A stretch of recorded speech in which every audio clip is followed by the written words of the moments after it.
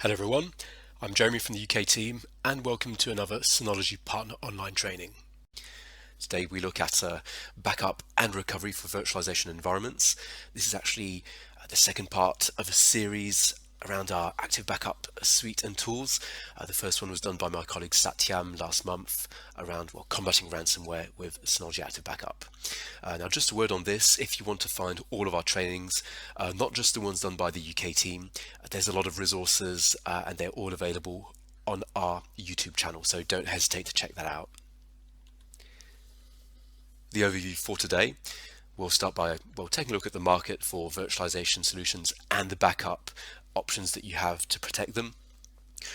Then we'll look a bit more in detail at the interface of Synology Active Backup for business, notably how to deploy that in a virtualization environment, and more importantly, how you restore your data efficiently and effectively. Then we'll take a look at a scenario. Imagine you have a new Synology disk station. How do you recover and migrate Active Backup to it? And then we'll take a look at hardware selection of backup appliances. So I don't think I need to tell you how common and important virtualization is for modern businesses. We're all aware of that, and even if you haven't used one yourself, you may still have obviously a physical workstation. It doesn't mean that it's not being used by your IT admin in the infrastructure. You can see on those figures here, 75% of businesses with more than 50 employees use virtualization. It's now accounting for at least 33% of workloads. Possibly even more. I think that figure was from a year or two ago. And as I mentioned, virtualization is really popular in the infrastructure side of things. So what is driving this? Obviously, as an IT admin, not needing to have the software, the system associated with a piece of hardware gives you a lot of opportunities to reduce costs and also to scale up your infrastructure as you need. That gives you obviously a lot of flexibility. For instance, being able to just create a new server just based on cloning an existing one. This really changes the life of an IT admin. And then a third aspect, it's just being able to test new systems rather than bring them straight into a production environment. Think of a Windows update. If you can again try it out in a separate VM before applying it to the rest of the infrastructure, well, again, that's better for you and will make sure that you're not going to apply an update which will have an impact on the availability of a service. Obviously, we need to take a look at what are the popular solutions out there. So these figures are around installed server base. Obviously, there are other metrics you can look at, general revenue, but in terms of installed server base, the biggest contender out there is VMware, followed by Microsoft Hyper-V, and then Citrix. So in the demos that we'll be taking a look at today, we'll be focusing around the first two, Microsoft Hyper-V and VMware. Those are also the two that our Synology solution actually supports. Let me say a few words just around the general topic of hardware. Obviously, Synology have a full range of business and enterprise products that are extremely popular with our users. Ever since Synology have made storage, they've been used as targets for backup environments. So anything from a 2-bay all the way up to a 24 all-flash array, those can be used as a backup target. Now, capacity and scalability are important. Maybe even more important is the reliability.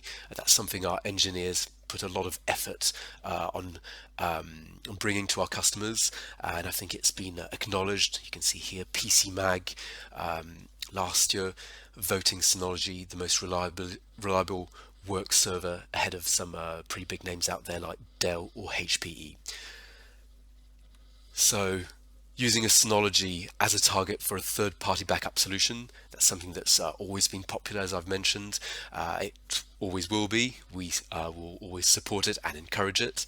But we also have to listen to what our customers, what our users tell us. And Some of them were really looking for an all-in-one solution. When you have the hardware and the software provided by two different companies, well, there's always the scope for some, I don't know, lack of efficiency. For instance, if you need support during the setup or during troubleshooting, which team are you going to speak to? So it's to really remedy to that that we have looked to provide an all-in-one solution, hardware and software by Synology. I won't focus on it so much during the webinar, but it's important to also think about costs, not just the technical specs and the capabilities of the software, and notably hidden costs of backup solutions. So I'd really encourage you to read this blog by our PM in HQ, Jen, who's really looked into those three types of hidden costs, and it'll really give you a lot of clarity. So very useful if you're actually speccing out a solution. So let's move into the second part for today, deploying Active Backup for business and restoring data. I'll just go over a few highlights of having an all-in-one solution, the NAS and the software by Synology. It means that we can, obviously, as often with our software, streamline the management, really deliver on usability. A second very important aspect is that, well, since we control the software and the hardware, we can optimize the efficiency of the whole backup solution, and notably in the area of global deduplication. We'll zoom in on that towards the end of the webinar, and providing more flexible restoration options. That's what I'm going to be showing you in the demos later on. Key features and capabilities, obviously being able to entirely back up and do instant recovery of VMs, having not just the data backed up but a full disk image, that's really essential, global deduplication that I've already mentioned, and a self-service recovery portal. I think that's something really important. If you're an IT admin, you don't want to have to get involved every single time someone's going to delete a file by mistake, so employees have got their self-recovery portal, and importantly, it respects the permissions of their tasks and data, so they won't be able to see anything of another team or of another user. Centralized administrations, you'll see that in the demos. There's a nice clean control panel, so you can see everything which is happening in the Active Backup. And just a word on what we support. So obviously we have agents for regular Windows machines. We have options to back up Linux servers agentlessly, sorry. But in terms of hypervisor support, that's what is of interest to us for virtualization environments. Well, we have in terms of VMware, vSphere 5.0 to 6.7, as well as VMware iSCSI. And then on the Microsoft side of things, Hyper-V 2016 to 2019. We're not going to demo templates today, but they are really essential to IT admins, notably when you have a certain number of users, think 100, 200, 500 users in your organization and different teams. Chances are there'll be a lot of settings which are common to a whole group of people, to a whole team or department. That can be typically the type of restoration that you want, not just data but bare metal. It might be the frequency, it might be the retention policy. So rather than have to apply that manually, which is going to waste your time, you can define templates. So if you have 3 teams in your environment, you have it defined on 3 different templates, and then the IT admin can just apply these templates to the various teams. And that means that if someone joins the finance team, you'll just have to log them in to their Active Backup, and the task will be automatically created with the settings that you've defined. So that's a really, really essential tool not to overlook. We obviously listen to all the feedback that we've been getting for the past 4 years since we launched Active Backup for Business. Active Backup, and one area where we were asked to give even more options, even more controls, was in terms of when the backups were triggered. We already had manual backups, scheduled backups. We've recently added backup by event. Why is this beneficial? Well, it means that you have more control to say when a task is going to start. For instance, you may not want to have 50 backups starting at the same time of day. So it gives you more time to more control over when it's going to be starting. For instance, when a computer is going to lock its screen, when the user signs out, or on startup. And you can also add a bit of a backup interval. So again, lots more controls in the latest version of Active Backup for Business. So we're about to take a look at a more concrete case with a few demos. We'll be looking at some VMware and Hyper-V environments that we have in our lab for today, and we'll be looking at agentless setup. So first linking the hypervisor and then creating some backup tasks. Now, just to make sure that everything is clear, there's going to be three parts of the environment. There'll be the actual DSM itself. That's going to be the IP ending in 3.198. That's the one with active backup. We will have a Hyper-V environment. The IP will be 3.18, and you'll be able to see that it's actually already linked. So there we won't have anything to do for the linking. I've got a second virtualization environment, this time a VMware one. The IP is ending in 3.6. Now this one we'll actually need to link it, so you'll be able to see how easy it is, and then we'll start backing up. So in the demo I'll actually start backing up the Hyper-V.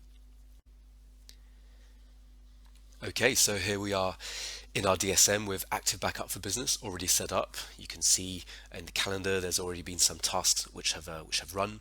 What we're going to do is head to the virtual machine section where we can see the Hyper-V is already linked, but under VMware nothing has been added yet. So before we actually start by adding anything, we'll just take a look at what is in this vSphere. So that's the one with the IP, as I mentioned, ending in 3.6.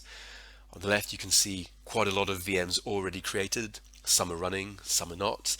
The three at the end with the UK prefix are the ones that we have to play with today. So we're going to start by launching the Windows 10 in the web console. So you can see a few apps have been installed. We've got a file, I think it's a batch of slides from our launch event last year on the desktop. What we'll be able to do is later on when we do the restoration, we'll have that deleted, and it will be our way to control that the system has actually been restored to a point in time. So back to Active Backup, start by managing and adding a hypervisor. Then it's really simple. You enter the IP address of the hypervisor, your account, so it has to be the admin account, as well as as your password, and that's pretty much all you need to do. If you've customized the ports, you have the option to specify it there if needed, but it's really an extremely simple process. And when I say that it's an agentless process, just acknowledge the fact that the certificate isn't a trusted one. What is important here is that it's agentless. All of these VMs, which are now listed, you're going to be able to start backing them up, but you don't need to do anything to them. You don't need to install anything. Okay, so you can see all the ones which are showing are the same ones which are available in the vSphere. So all that is looking pretty good. We're going to head over to the second part of the demo, so still in the virtual machine section. We've just added the VMware, but as I mentioned, we already had the Hyper-V linked. So there's only two VMs running on that hypervisor. There's a Linux and a Windows 7 machine. So we're going to start by protecting these two.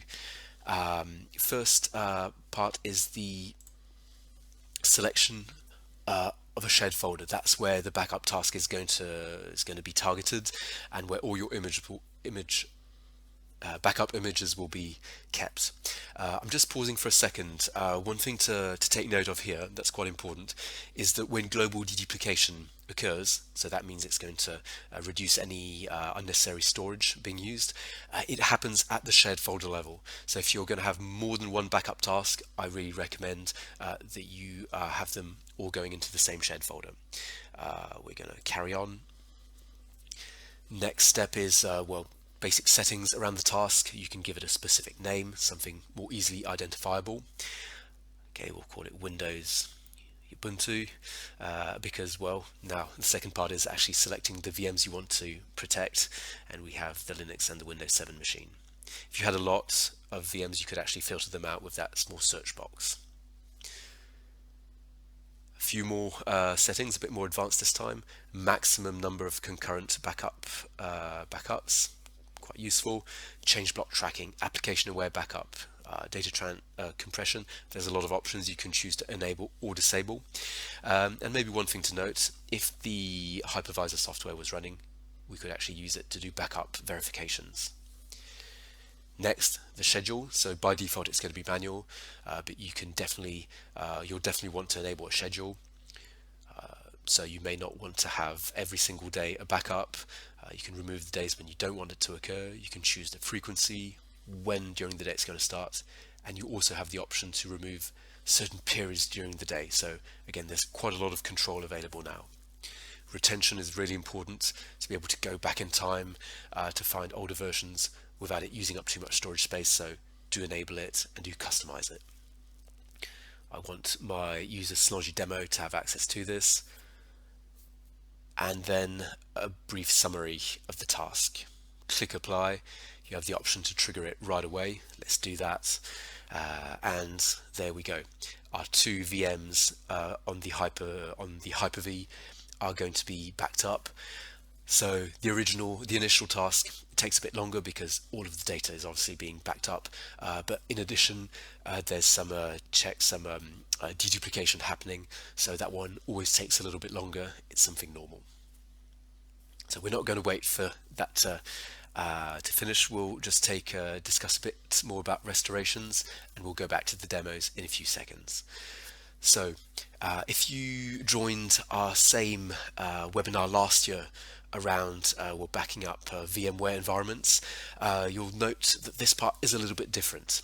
Since then, we have added support for Microsoft Hyper-V. So that means that when you start restoring, you actually have the option to choose. Do you want to restore to the original VMware environment or to a Hyper-V environment, or obviously to our own virtual machine manager if you have it installed and running. Then once you've selected that, you will be able to choose instant restoration or full VM restore. There's a brief description of both, but I think it's really essential that we understand the differences and when to use them. So I have this set of animations which will help you fully grasp. So on the left is our production environment. It doesn't have to be VMware, it can be Hyper-V.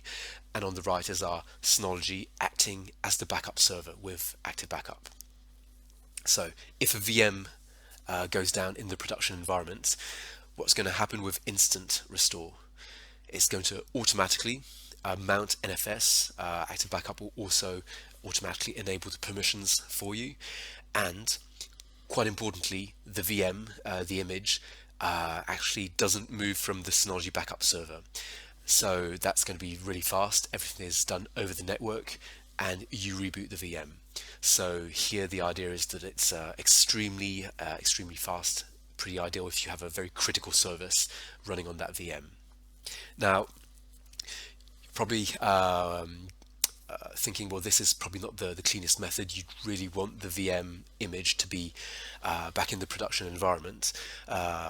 You would be correct.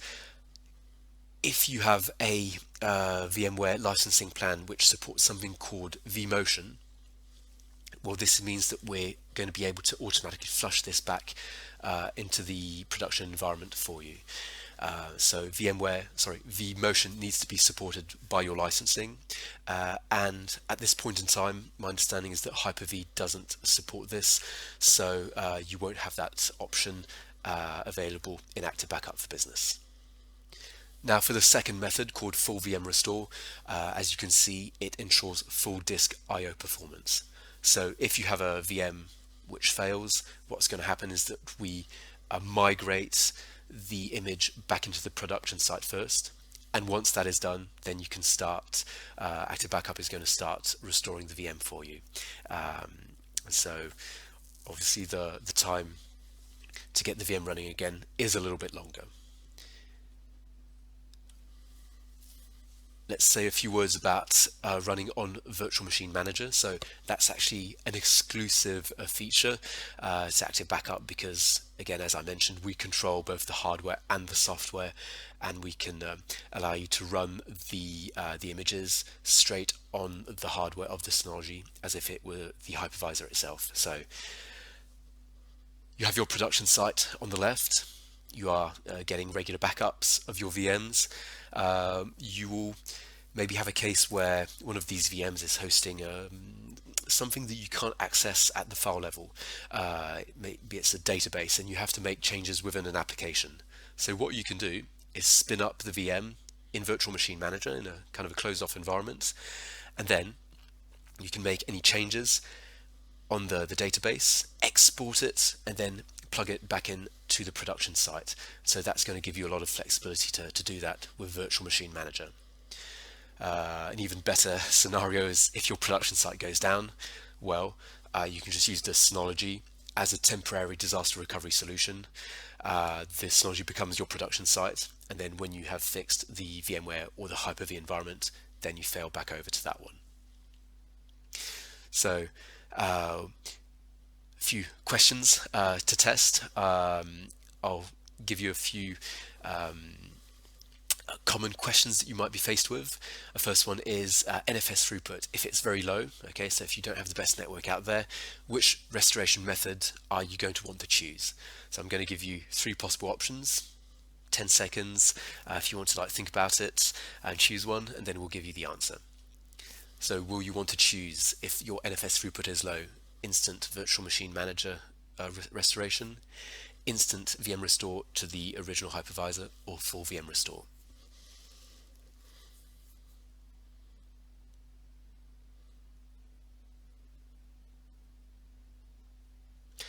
Okay, so a few more seconds to give it some thought. And the answer is, so you won't want to choose instant VM restore because that one depends on NFS throughputs. Okay, don't make the mistake. So you want to choose one of the 2 other methods. Obviously, if you're powering on the Synology, there's no throughput needed, and with full VM restore, you're actually flushing the image back into the production environment. So, second question: in which cases is instant VM restore a better method? So your 3 options are a service running on the VM which is extremely critical. You want to minimize the downtime as much as you can. If your NFS throughput is limited, and a last one is if you have a very big difference in performance in specs between the hypervisor and the Synology. It's actually often quite common that we see customers repurposing an older Synology unit, but that has the option to run Active Backup and VMM. So give it some thought. I'll give you a few seconds.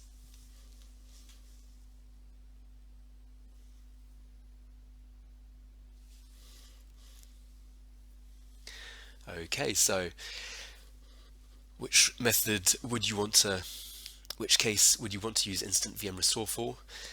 It'll be a service of which the VM is highly critical. Sorry, the service is highly critical. So for that, you'll want to choose instant VM restoration to reduce the downtime.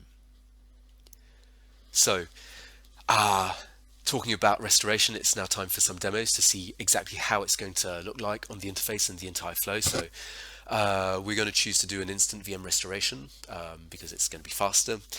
And then one aspect, especially compared with last year's webinar, we're going to restore it to a different hypervisor. So it'll be good to see how that's done. So we're back in Active Backup for Business under the virtual machine section, and that first VM, UK Jeremy Windows, that's the one we'll be doing the restorations with. So what I'm going to do in a few seconds is take you to the to that VM itself. So we're back in vSphere here, and we're going to launch UK Jeremy Windows in the web browser. Okay, so it's actually a different one than the one I showed in the first demo. You can see on the desktop it's an image, a bit of artwork created by our marketing team. Okay, so what we're going to want to do is delete that, and again we'll be able to make sure that when we restore it, that image has actually been is actually appearing on the desktop. And to simulate a proper disaster, well, we're just going to power off this VM. So we'll do that from the Windows interface, shut down. So it's going to take a few seconds. If you go back to the vSphere, you can see each VM sometimes will have a green triangle. That means that it's powered on. So what we want to make sure is that there's no little triangle, meaning that the VM is off. It can take a little bit of time. I also want to show you the Hyper-V. So that's the hypervisor where we'll be restoring this VM to. There's only two VMs, a Linux and a Windows 7 machine. So later on, if everything goes well, we'll see a third one appear, which will be a Windows 10. And in vSphere, you can see everything has been powered off. So that is pretty much what we wanted. Now we're going to head to the second part of the demo. We'll need to head over to the active backup again. Under virtual machines, select the one you want to restore and click restore. It's pretty straightforward. So as I mentioned, your first options, you can restore to the original VMware, to Microsoft Hyper-V. If VMM was installed, you'd have the option to power on locally on the Synology device. Now, bear in mind, if you don't want to do a full system restoration, you just want to restore a few files, there's a portal which is available. So obviously use that method if you just need to restore a few files. We're going to choose Microsoft Hyper-V here, restoring it to a different hypervisor, and you have now the option Instant Restore, Full VM Restore. As I mentioned, we'll go with Instant Restore, it'll be faster. Now select a point in time to restore. I'll go for the version immediately before I did the deletion. I'm going to be able to actually give a new name to the VM for when it's appearing in the Hyper-V. So we're doing this in April. Let's call it, let's add that little part, and then choose where you actually want the image to be located. We've got a folder called Virtual Machines. We'll use that one. Now, one thing to note, if you've got multiple adapters, you're going to have to select, make a selection for each one. Again, if you forget to do the other two, Active Backup will block you. It'll remind you to do it, so that's just one thing to bear in mind. Now, one thing in the next part here, it's a bit of a recap, but migrating the image, VM migration ability, is only available if you have a license that supports it, and obviously if you're restoring to a vSphere. It's not available for Hyper-V. So basically this option here, once the restoration has completed, will not be available. You can see the restoration progress on 17%. Now with Instant Restore, it's actually really fast. You'll see that it actually speeds up quite a bit. Yeah, we're on 98%. So that is quite good. So it's completed. We now will be able to head over to our Hyper-V, and you can actually see this VM UK Jeremy Windows April, which is showing. So that's looking promising. What we're going to do now is start it so that we can actually get to the desktop and check out that it actually has restored to, before I deleted that file. So I'm going to connect. Now, one thing to bear in mind is that this is more of a Hyper-V thing, but the first time you want to connect to it, it takes a little bit longer because you're powering on. So don't worry about that. Now you might be wondering, well, I did Instant Restore because it's faster than Full VM Restore. Is that defeating the purpose? If you actually do the Full VM Restore and you compare, it's actually still much faster, even with the slight longer powering on. In this demo, I've cut out 90 seconds for full disclosure, but basically, even with these 90 seconds, it's much faster with the instant restoration. Here we are. We've now got access to the desktop. I'm just going to connect to log into it so that we can actually check out what the system's looking like. Nearly there. Finally logged in, and you can see it's been restored exactly to the point in time before I deleted, and our artwork by the marketing team is actually there. So that's looking good. We've been able to do an instant restoration. And as I mentioned, if you were doing this to a vSphere environment and that your licensing plan supported vMotion, you could go back to Active Backup for Business and click that Migrate VM option, and then you'd have everything done clean for full I/O performance. So our third section is a scenario which will be around, imagine you have a new Synology because, well, you're running out of space on the original NAS you had. You added an expansion, but you needed something bigger, something more powerful, and you want to migrate Active Backup for Business to your new Synology. So what we'll be looking at is, well, first protecting the first one to the second Synology, then doing a failover between both, and finally relinking Active Backup on the new Synology unit. I just want to give a bit of an overview. So Active Backup is the app that transforms your Synology device into a target to protect your workloads, whether they're on PCs, servers, virtual machines, or cloud services like Office 365 or G Suite. You always want to have a second backup of your backup appliance. You can use various cloud services like Synology C2, but in this case here, if you want to be able to relink it to another one, you'd want to put the second Synology offsite preferably, and use one of our apps like Snapshot Replication to protect Active Backup. So zooming in a little bit more, we have our Active Backup on the unit. The IP ends in 3.198. That's the one we've been using until now, and we'll want to have a second one. So that one ends in 3.217. We're going to have Snapshot Replication set up, getting regular versions. We'll trigger a switchover, and then once Active Backup is relinked, we'll relink it and re-trigger the task to protect our vSphere and also our Hyper-V setup. So, well, let's take a look at this. We are in the original Synology NAS. You can see the IP up there. We're going to start by taking a look at Snapshot Replication. So I've already got that set up. Again, we don't want to go over the setup of the snapshots, but you can see here there's a task replicating to a second Synology. If you go to info, you get a bit more of a visual topology. That can be quite useful, especially if you've got more than two involved. It's really quite a powerful visualization tool. Okay, so that's our replication. Let's actually take a look at this second Synology unit. So it ends in 3.217. There we go. Let's first open the Active Backup for Business. Okay, so it's important that you are sure that I'm not cheating. I haven't got everything already set up.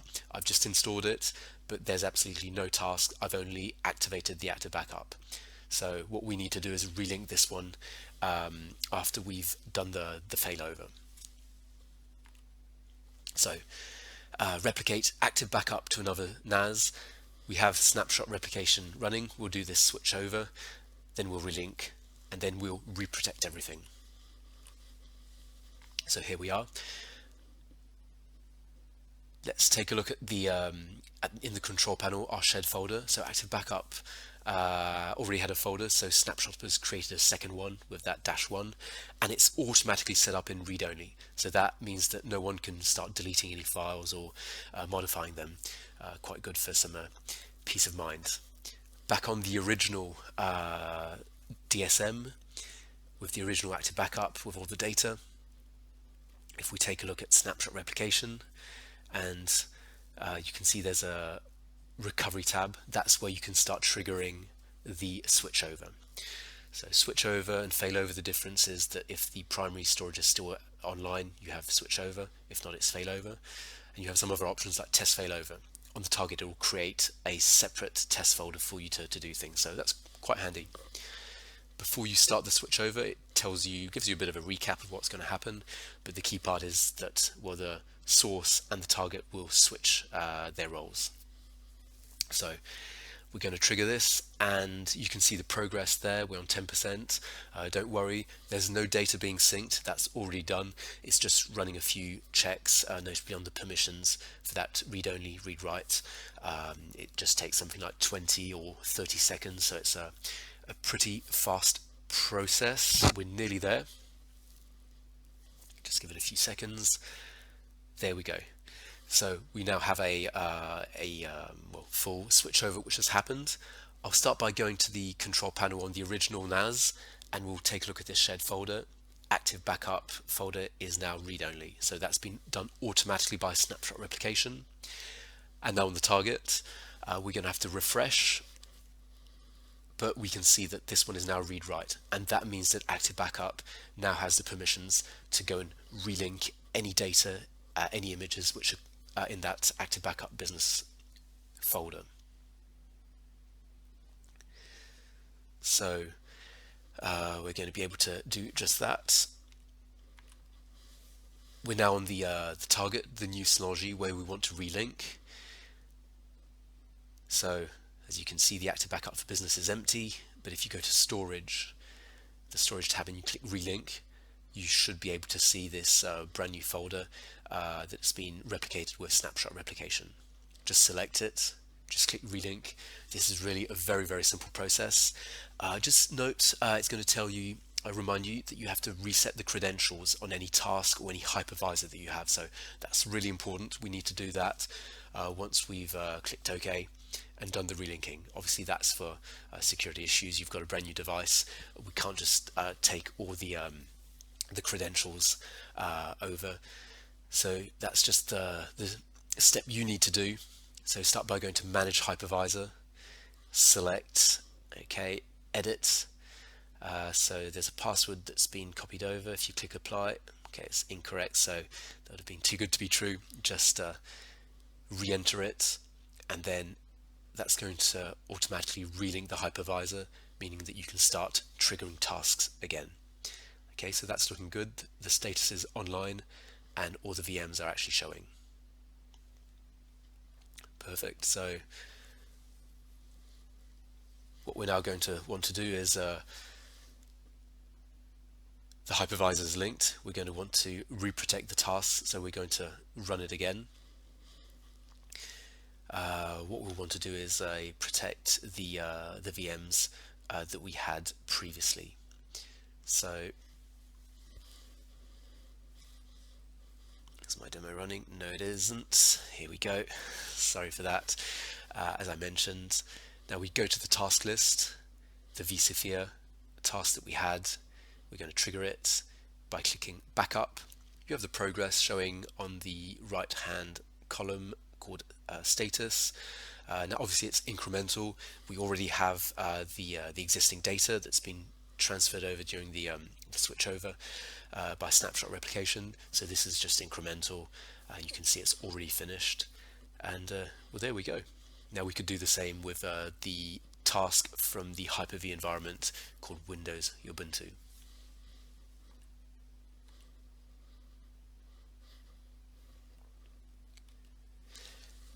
So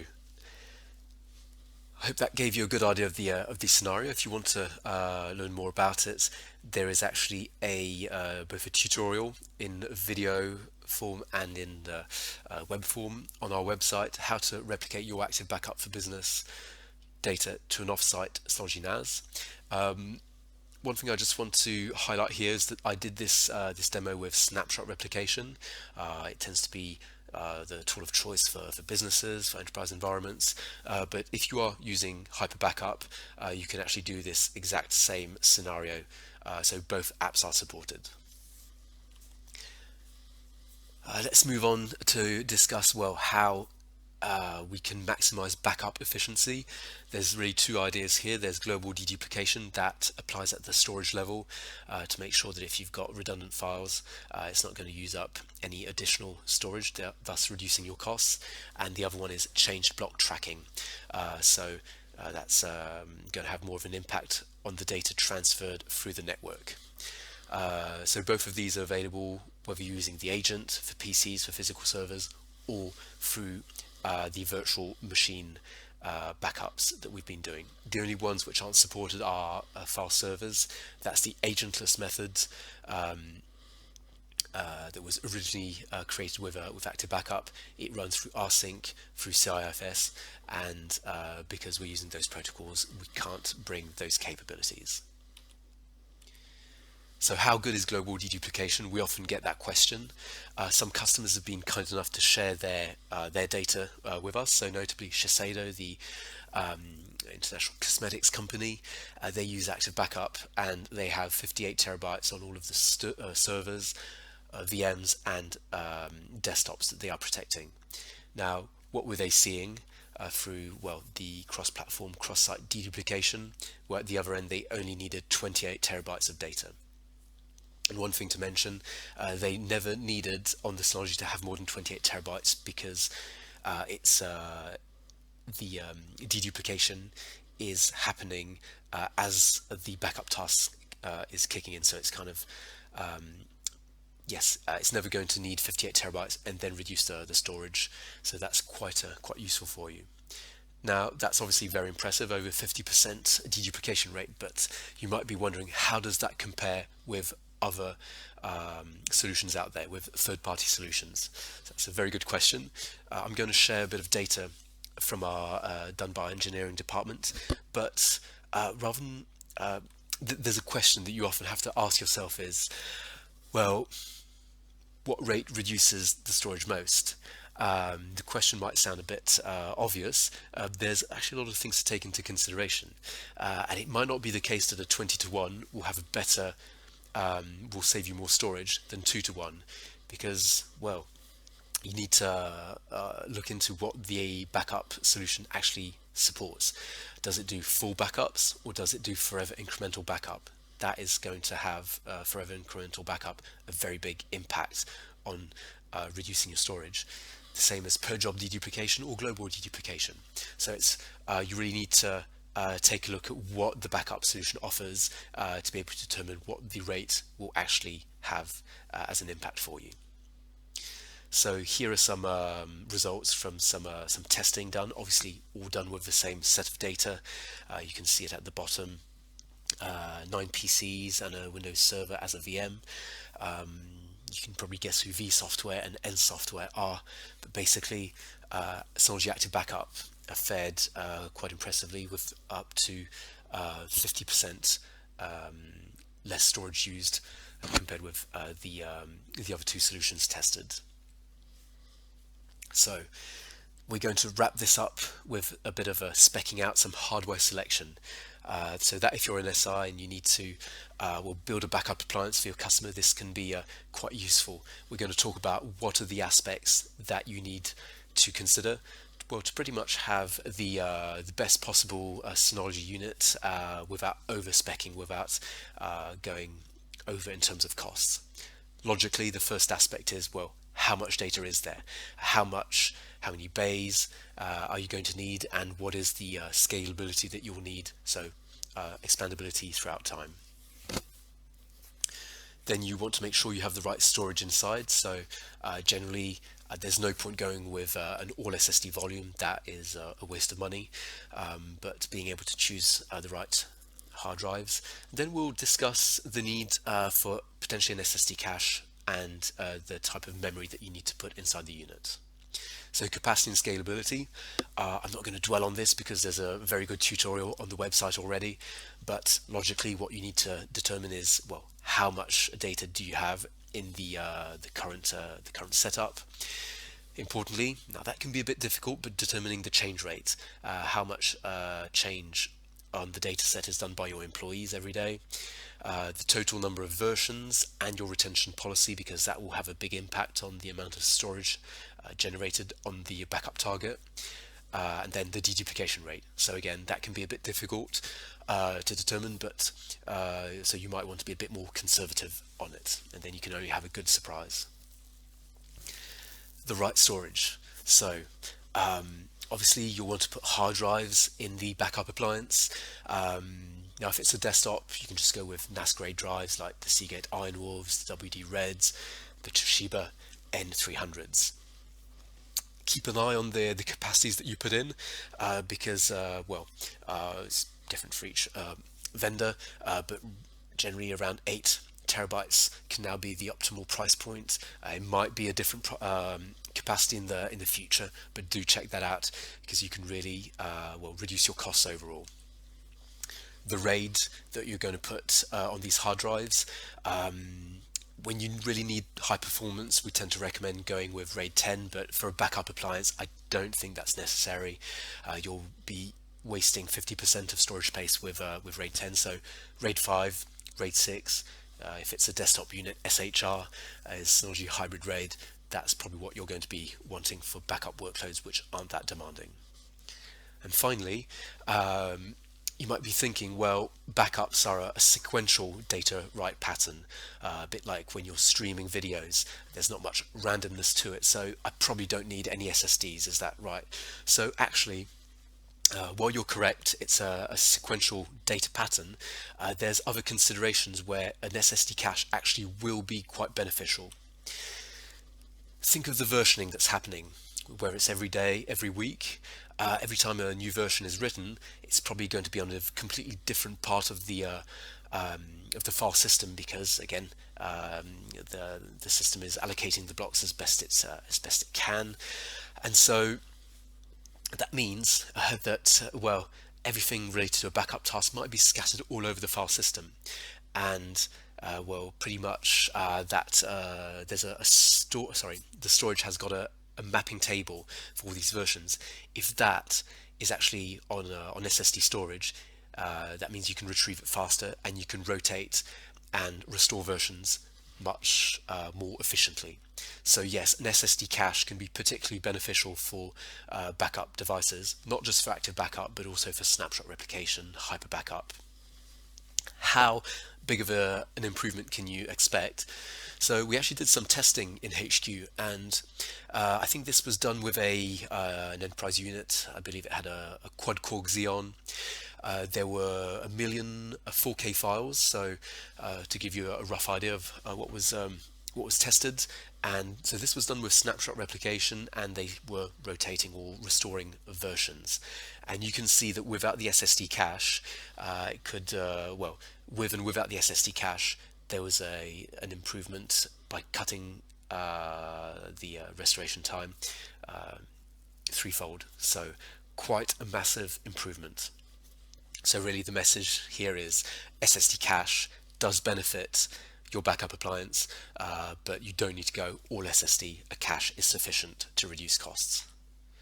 Now, required memory, that's obviously another source of cost. So what you need to bear in mind is that even though memory doesn't really benefit backup workflows, with active backup for business, you do have global deduplication happening. So they're having at least 4 gigs at system level.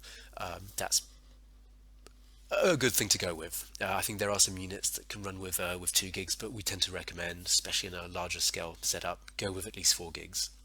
Then on top of that, for each task, as a guideline, allocate 256 megabytes.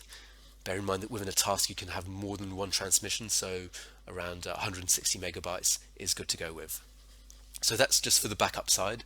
We did mention that you can use Virtual Machine Manager as a temporary disaster recovery option. So for that, you might, if you want to spin some VMs on the hypervisor, you might want to keep some RAM allocated for that. So those are really the key areas you need to bear in mind. Now finally, if you are, obviously you might be asked by your customer to give some other options. There's obviously the software solutions that we talked about. You may want to compare to some other hardware backup appliances on the market, and in terms of costs, you might be really surprised by what you can do with a Synology NAS, which is very cost effective, and considering that all the software is free of charge, you might find Synology to be a very, very compelling solution, not just in terms of all the feature set that we had a look here today, but even in terms of the price point. So that's wrapping up our webinar for today. I'd just like to maybe mention that if you are quite interested in what we talked about today, how to protect your IT infrastructure. So if you're looking at this in April, watching this video in April, we have some virtual workshops coming up. Obviously, we can't do these workshops physically as we do most years, so they won't be happening in London or Copenhagen, but they'll be done online, and we'll be covering some great content, notably around backup, but also around hybrid cloud, modern ways of collaboration, and we'll also have a special guest who will come and show how they implemented Synology. So if you're interested, please do sign up, and we'll be looking to seeing you there. So thank you very much, everyone, for watching this webinar, and we'll see you on the next one.